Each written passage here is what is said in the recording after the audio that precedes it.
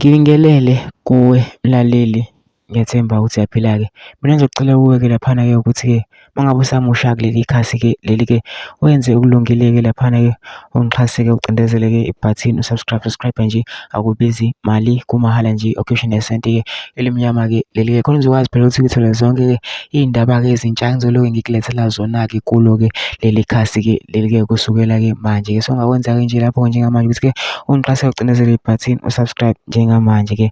Udaba kulethele lona namhlanje sekugcine siphumile isinqumo-ke laphana njengoba ucazelwana-ke izikhundla-ke phakathi-ke kwamaqembu-ke laphana ikakhulukazi-ke amaqembu-ke ashadile-ke laphana-ke enze i-collusion-ke ANC na-ke NFP ne-IFP ne-DA-ke laphana-ke sekugcine kuphumile isinqumo-ke laphana-ke kuqhume imikikizo-ke nengoma umnumzane Cyril Ramaphosa ebuyela esikhundleni sokuba umengameli wezwe ngemuva kokuthola amavoti angu-283 ePhalamende.